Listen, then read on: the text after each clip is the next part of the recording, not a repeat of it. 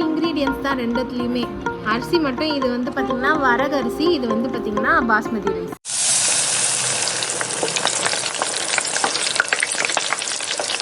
Hi friends, welcome to Gayathri Karthik channel. எல்லோரும் எப்படி இருக்கீங்க? நல்லா இருக்கீங்களா?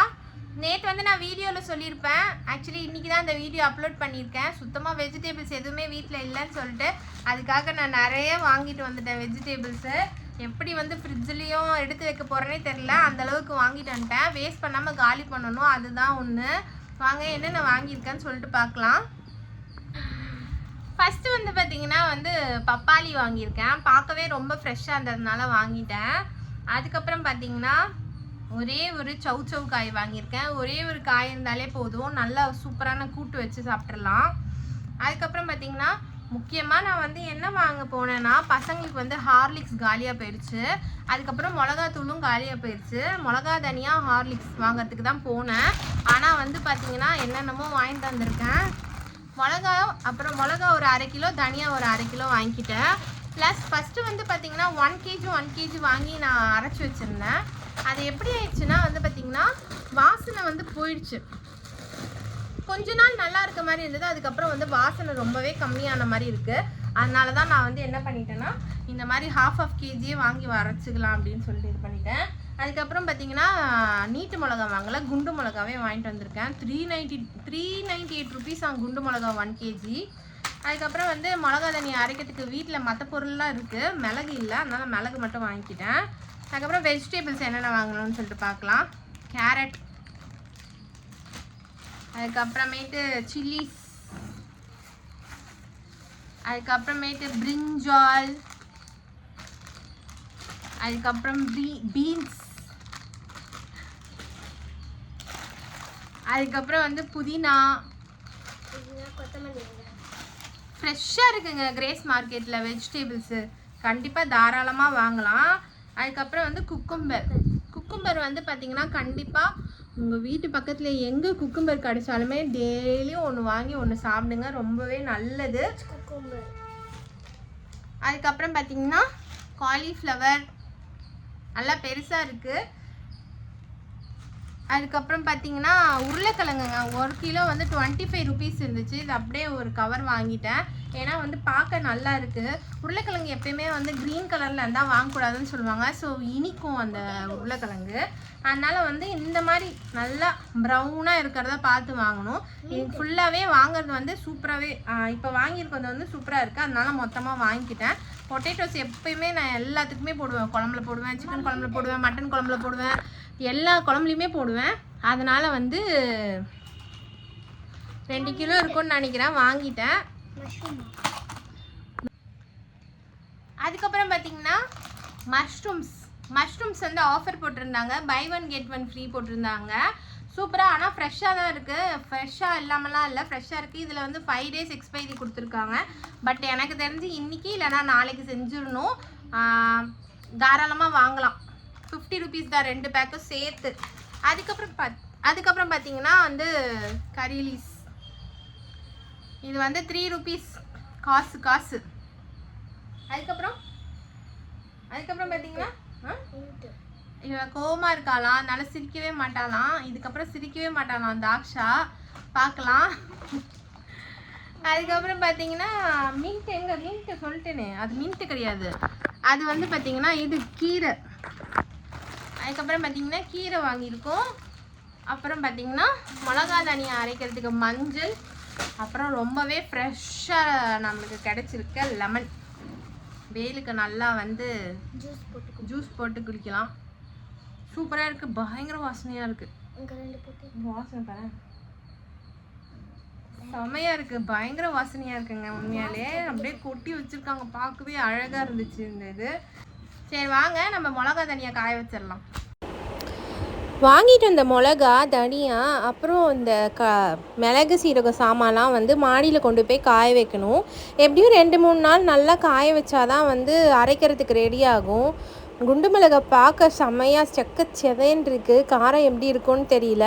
எப்பயுமே நான் வந்து ஒரே அளவு தான் போடுவேன். 1 கிலோ மிளகானா 1 கிலோ தனியாக தான் போடுவேன். காரம் கொஞ்சம் கூடுதலாக தான் எங்கள் வீட்டில் சாப்பிடுவோம். அதே மாதிரி நான் மிளகாத்தூள் கொஞ்சம் கம்மியாக யூஸ் பண்ணிப்பேன் ரொம்ப காரமாக இருந்துச்சுன்னா. இதுக்கு வந்து கூட வந்து கடலைப்பருப்பு, சீரகம், கடுகு, வெந்தயம், தோரம்பருப்பு, மிளகு, அதுக்கப்புறம் மஞ்சள் இது எல்லாத்தையும் கூட சேர்த்து அரைப்பேன். ஒன்று நல்லா வெயிலில் காய வச்சு எடுத்துக்கணும். அப்படி இல்லையா கடாயில் போட்டு வறுத்து எடுத்துக்கணும். நீங்கள் வெயிலில் காய வச்சு அரைச்சிங்கன்னா அந்த டேஸ்ட்டே வேறு மாதிரி இருக்கும். நீங்கள் ட்ரை பண்ணி பாருங்கள். நான்வெஜ்ஜுக்கு ஃப்ரைக்கெல்லாம் போடும்போது ரொம்பவே டேஸ்ட்டாக இருக்கும். மிளகாத்தூள் எப்படி அரைக்கிறதுன்னு சொல்லிட்டு தனி வீடியோவே அப்லோட் பண்ணியிருக்கேன். அதோட லிங்க்கை வந்து நான் இந்த வீடியோட டிஸ்கிரிப்ஷனில் ஆட் பண்ணுறேன். இன்றைக்கி மதியானம் என்ன லன்ச் பண்ண போகிறேன்னு பார்த்தீங்கன்னா, நான் மஷ்ரூம் பிரியாணி தான் பண்ண போகிறேன். அதுக்கு ஃபஸ்ட்டு அரைக்கிறதுக்கு ஒரு மிக்ஸி ஜாரில் ஒரு 5-6 சின்ன வெங்காயம், ஒரு 10 பல்லு பூண்டு, அந்த 10 பல்லு பூண்டு அளவுக்கு இஞ்சியும் சேர்த்து எடுத்து வச்சுருக்கேன். அடுப்பை வந்து குக்கரில் வச்சாச்சு. இன்றைக்கி நான் எப்படி பண்ண போகிறேன்னா, மற்ற எல்லாருக்கும் எங்கள் வீட்டில் இருக்க எல்லாருக்குமே பாஸ்மதி ரைஸில் வந்து மஷ்ரூம் பிரியாணி பண்ண போகிறேன். எனக்கு வந்து பார்த்திங்கன்னா வரகரிசியில் மஷ்ரூம் பிரியாணி பண்ண போகிறேன். இது ரெண்டுமே இன்றைக்கி சைட் பை சைட் பண்ண போகிறேன். நான் சொன்ன மாதிரி எனக்கு கொஞ்சம் ஹெல்த் இஷ்யூஸ் இருக்குது. நான் உடனடியாக வெயிட் வந்து கம்மி பண்ணியே ஆகணும். அதுக்காக தான் வந்து இந்த மாதிரி நான் ரைஸை வந்து அவாய்ட் பண்ணிகிட்ருக்கேன். ஓரளவுக்கு கொஞ்சமாக அதாவது ரைஸ் ஒரு 80% அளவுக்கு வந்து நான் கம்மி பண்ணுறேன். ஆயிலையும் வந்து பார்த்திங்கன்னா நான் கொஞ்சமாக ஊற்றி சாப்பிட்ற மாதிரி தான் வச்சுக்கிறேன். இந்த குக்கரில் என்னென்ன ஆட் பண்ணுறேன் அப்படின்னு பார்த்தீங்கன்னா, ரெண்டு குக்கர்லையுமே ஒரே மாதிரி தான் ஆட் பண்ணுறேன். அந்த சின்ன குக்கரில் வந்து வரகரிசியில் சாப்பாடு செய்ய போகிறேன். இந்த பெரிய குக்கரில் வந்து பார்த்திங்கன்னா பாஸ்மதி அரிசியில் சாப்பாடு செய்ய போகிறேன். ரெண்டுத்துலேயுமே வந்து தேவையான அளவு எண்ணெயும் நெய்யும் ஊற்றிக்கிட்டேன். எனக்கு வந்து பார்த்திங்கன்னா ரொம்பவே கம்மியான அளவு தான் நெய்யும் ஊற்றிருக்கேன், எண்ணெயும் ஊற்றிருக்கேன். அங்கே பாருங்கள், குக்கரில் சுத்தமாக எண்ணெய் கூட பார்த்தா கூட தெரிய மாட்டேங்குது, அந்தளவுக்கு தான். அதே மாதிரி தாளிப்புக்கு பெரிய குக்கரில் ஒரு 5-6 ஏலக்காய், 2 கிளவ், அப்புறமேட்டு கல்பாசி, ஸ்டார் ஆனஸ், அப்புறம் பிரிஞ்சி இலை இது எல்லாத்தையுமே போட்டுக்கிறேன். அந்த குட்டி குக்கரில் வந்து எல்லாம் சின்ன சின்ன பீஸாக போட்டுக்கிறேன். உங்களுக்கு கன்ஃபியூஸாக இருக்குமான்னு தெரில. ஒரு வேளை இந்த மாதிரி பண்ணுறது உங்களுக்கு கன்ஃபியூஸாக இருக்குது, எனக்கு வந்து நீங்கள் தனியாக வந்து சிறுதானியத்தில் சாப்பாடு செய்கிறத போடுங்க அப்படின்னு சொன்னீங்கன்னா தயவுசெய்து கமெண்ட் பண்ணுங்கள். கண்டிப்பாக நெக்ஸ்ட் வீடியோவில் வந்து இது தனியாக நான் உங்களுக்கு வந்து அப்லோட் பண்ணுறேன். எங்கள் வீட்டில் இருக்கவங்களுக்கும் நீங்கள் அவங்களுக்கும் இதே செஞ்சு தரலாமே அப்படின்னு கேட்டால் எல்லாருக்குமே இந்த டேஸ்ட்டு பிடிக்காது. நான் வந்து இப்போ வெயிட் குறைக்க வேண்டிய கம்பல்சரியில் இருக்கேன். அதனால் நான் வந்து ஒரு மஸ்ட்டாக ஒரு அளவுக்கு வெயிட் குறையிற வரைக்கும் இந்த மாதிரி ரைஸ் அவாய்ட் பண்ணலான் இருக்கேன். அதுக்காக தான் மத்தியானம் ரைஸ் கூட அவாய்ட் பண்ணிட்டு சிறுதானியம் சேர்த்துக்கிறேன். இன்றைக்கி வந்து வரகரிசியில் தான் வந்து நான் சாப்பாடு செஞ்சு சாப்பிட்றேன். எண்ணெயில் போட்ட பொருள்லாம் நல்லா பொரிஞ்சு வந்துருச்சு. வந்ததுக்கப்புறமேட்டு வெங்காயம் சேர்த்துக்கிறேன். மொத்தமாக 4 வெங்காயம் சேர்த்துக்கிட்டேன். 3.5 வெங்காயம் அளவுக்கு வந்து இந்த பெரிய குக்கரில் போட்டுக்கிட்டேன். அந்த சின்ன குக்கரில் வந்து கொஞ்சம் அளவுக்கு வந்து போட்டுக்கிட்டேன். ரெண்டுமே வந்து பார்த்திங்கன்னா நல்லா வந்து வதங்கணும்.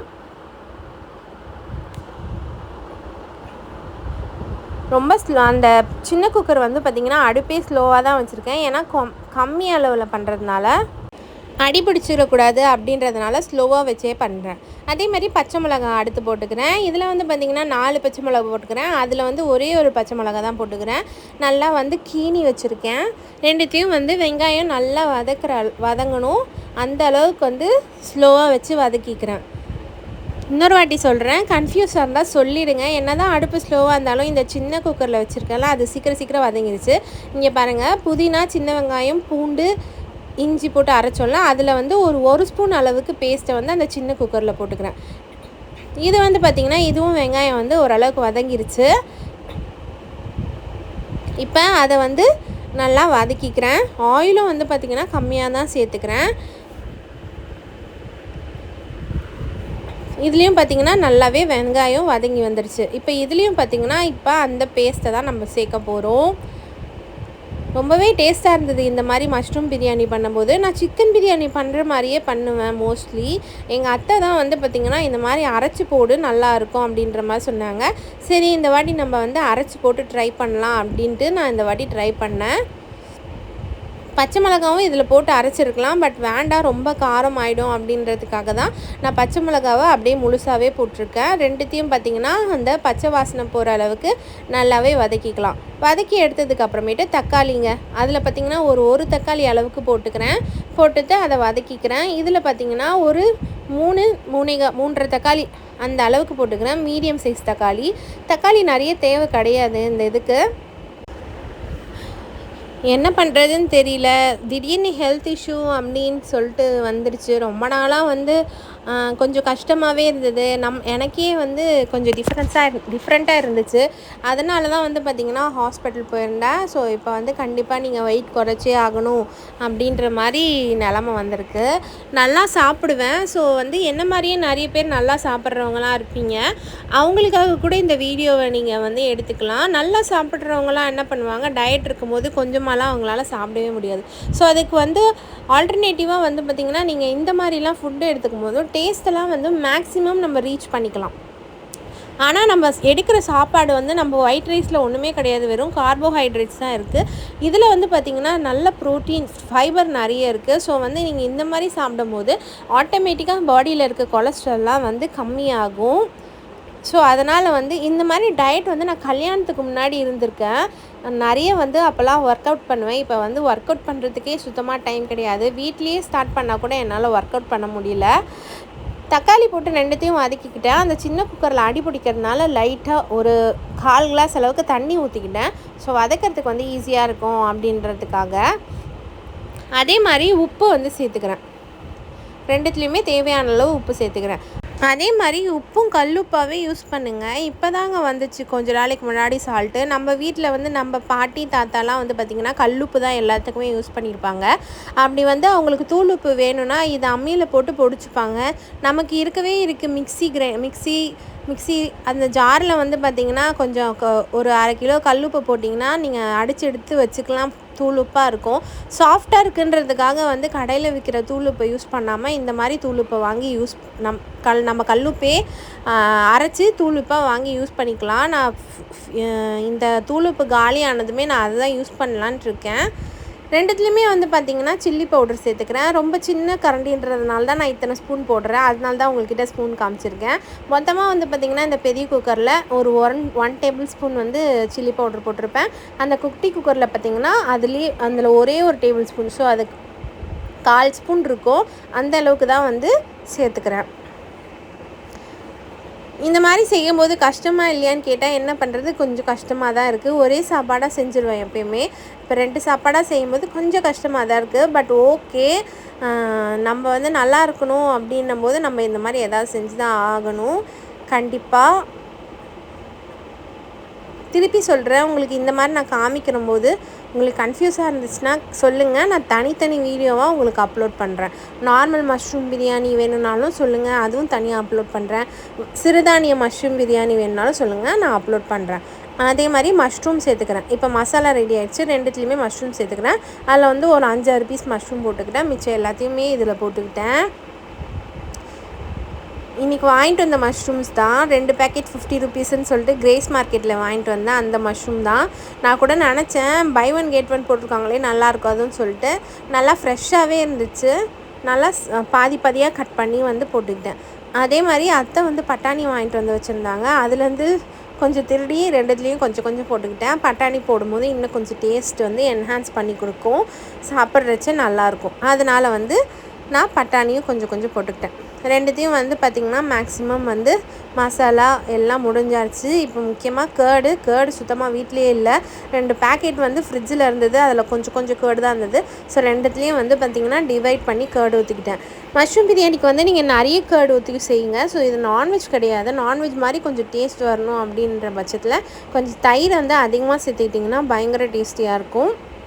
நான் பார்த்திங்கன்னா இருக்கிற தயிரை சேர்த்துக்கிட்டேன். கடையில் வாங்கிட்டு வர சொல்லியிருக்கேன். இப்போ தான் போயிருக்காங்க. அவங்க வரத்துக்குள்ளே டைம் ஆகிடுன்றதுனால நான் இருக்கிற தயிரை வச்சு மேனேஜ் பண்ணிக்கிறேன்.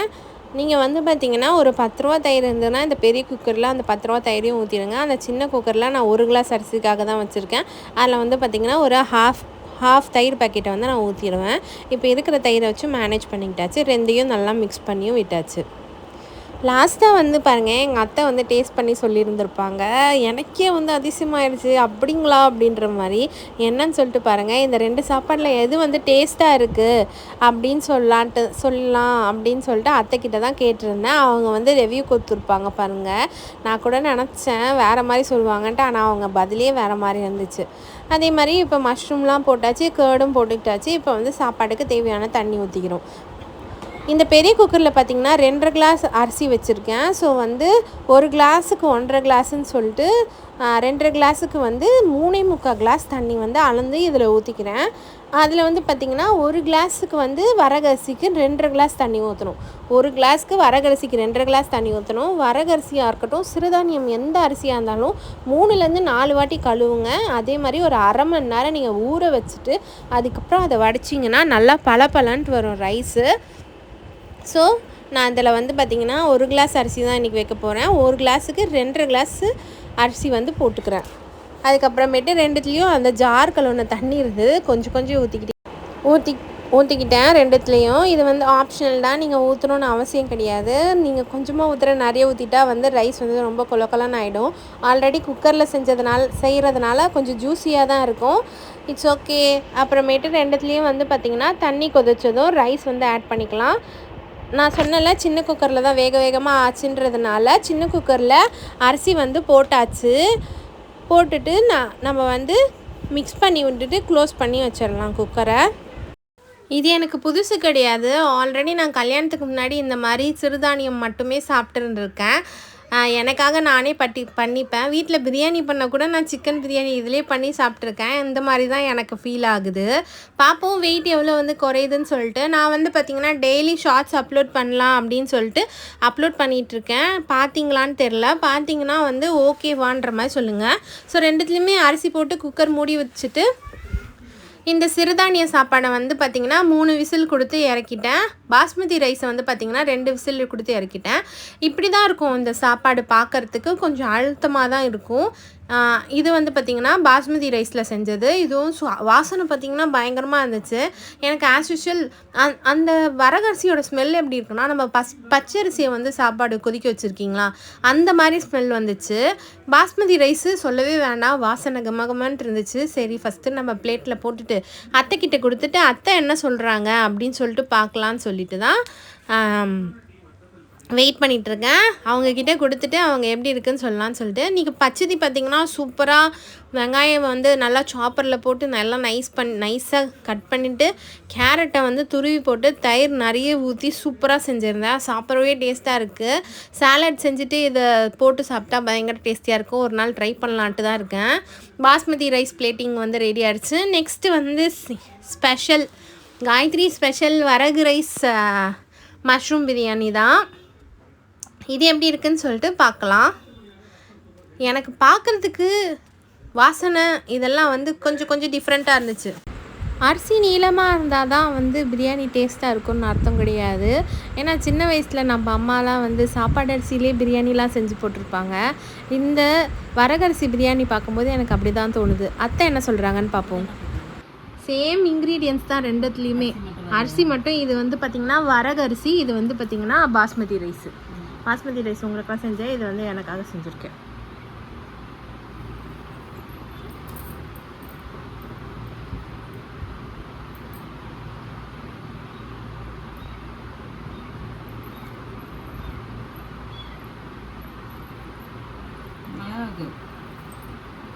இப்போ எதை சாப்பிடுங்க. அது அந்த ரைஸோட பதம் டேஸ்ட் வைஸ் நல்லா இருக்கு. அது சாப்பிட்டு பாருங்க. 2த்துல எது உங்களுக்கு ரொம்ப பிடிச்சிருக்கு சொல்லுங்க. எல்லாருக்கும் அதான் பிடிக்கும்.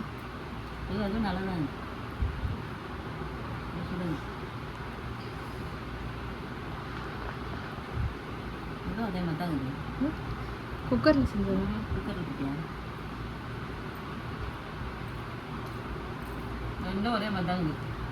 சாப்பாடு டிஃப்ரெண்ட் ஒன்றும் தெரியலையா? ஆனால் இப்போ பார்த்தீங்கன்னா இது ஃபுல்லாக ரிச் இன் ஃபைபர். சரி ஓகே, நல்லா தான் இருக்கு. டிஃப்ரெண்ட் தெரியல, இதோட இருக்கு. அது நல்லா இருக்க மாட்டாங்க. இருக்கு போட்டுக்கோங்க கொஞ்சம், அதுவும் கொஞ்சம் இருக்கு போட்டுக்கோங்க. சரி ஓகே. இப்போ வந்து அத்தை சாப்பிட்டு சூப்பராக இருக்குன்னு சொல்லிட்டாங்க. நானும் இதை தான் சாப்பிட போகிறேன். ரெண்டுமே டேஸ்ட் ஒன்றா தான் இருக்குன்ற மாதிரி சொல்லியிருக்காங்க. இன்ஃபேக்ட் வந்து வரகரிசியில் செஞ்சது இன்னுமே டேஸ்ட்டாக இருக்குன்னு சொல்லியிருக்காங்க. இப்போ சாப்பாடு சாப்பிட்டு டயட் இருக்கவங்களாம் என்ன பண்ணுவாங்கன்னா கொஞ்சம் அளவில் சாப்பிடுவாங்க. இது வந்து நீங்கள் எக்ஸ்ட்ராவாக கொஞ்சம் பசிக்காக இன்னும் கொஞ்சம் சாப்பிட்டா கூட அவ்வளோவா வந்து எதுவாகாது. இது வந்து ஃபைபர், ரிச் இன் ஃபைபர். அதனால் வந்து தாராளமாக சாப்பிட்லாம். இது மாதிரி கண்டிப்பாக நீங்கள் வீட்டில் ட்ரை பண்ணி பாருங்கள் டயட் இருக்கவங்களாம். டயட் இல்லாதவங்களும் வந்து ஒரு சில நாளில் இதில் ரைஸ் பிரியாணி செஞ்சு சாப்பிட்டு பாருங்கள். சிக்கன் போட்டு கூட பிரியாணி செய்யலாம். பை பை, நெக்ஸ்ட் வீடியோ பார்க்கலாம். தேங்க்ஸ் ஃபார் வாட்சிங்.